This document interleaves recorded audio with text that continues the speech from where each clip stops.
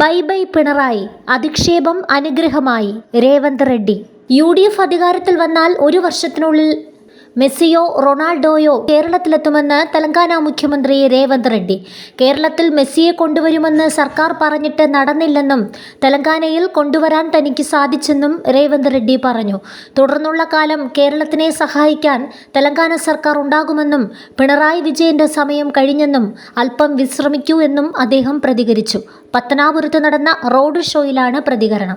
കേരളത്തിൽ ഇത്തവണത്തെ തെരഞ്ഞെടുപ്പോടെ യുവാക്കൾ അധികാരത്തിലേറുന്നത് കാണാനാകും. തുടർന്നുള്ള കാലങ്ങളിൽ കേരളത്തിനെ സഹായിക്കാൻ തെലങ്കാന സർക്കാർ കൂടെ ഉണ്ടാകും. കേരളത്തിൽ മെസ്സിയെ കൊണ്ടുവരുമെന്ന് പറഞ്ഞിട്ട് എന്താണുണ്ടായത്? തെലങ്കാനയിൽ മെസ്സി വന്നത് കണ്ടില്ലേ? UDF അധികാരത്തിലേറിയാൽ ഒരു വർഷത്തിനുള്ളിൽ മെസ്സിയോ റൊണാൾഡോയോ കേരളത്തിലെത്തും.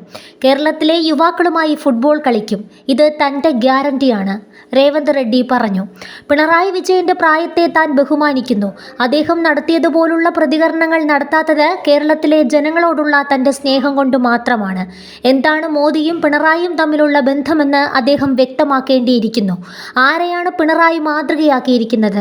പ്രായം ചെന്ന ആളായതുകൊണ്ട് അതൊരു അനുഗ്രഹമായി കാണുകയാണ് അദ്ദേഹം.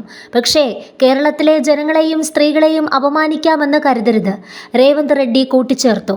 പ്രവർത്തകരെ കൊണ്ട് ബൈ ബൈ പിണറായി എന്ന് മുദ്രാവാക്യം വിളിപ്പിച്ച രേവന്ത് പോ മോനെ വിജയ പ്രയോഗം ആവർത്തിക്കുകയും ചെയ്തു. പത്തനാപുരത്ത് നടന്ന റോഡ് ഷോയിലാണ് പ്രതികരണം. നേരത്തെ രേവന്ത് റെഡ്ഡി നടത്തിയ പരാമർശങ്ങളോട് മുഖ്യമന്ത്രി പിണറായി വിജയൻ പ്രതികരണം നടത്തിയിരുന്നു. ഡാഷ് മോനെ രേവന്ത, മറുപടി വരുന്നുണ്ടെന്നായിരുന്നു പ്രതികരണം.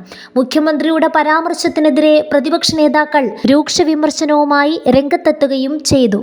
ഇതിൽ നിന്നും തലയൂരുന്നതിനായി പിണറായി രേവന്ത് റെഡ്ഡിക്ക് മറുപടി കത്തയച്ചിരുന്നു. ഡിയർ ശ്രീ രേവന്ത് റെഡ്ഡി എന്ന് അഭിസംബോധനയോടെ തുടങ്ങുന്ന കത്തിൽ കേരളം കൈവരിച്ച നേട്ടങ്ങൾ അക്കമിട്ട് മുഖ്യമന്ത്രി പറയുന്നുണ്ട്.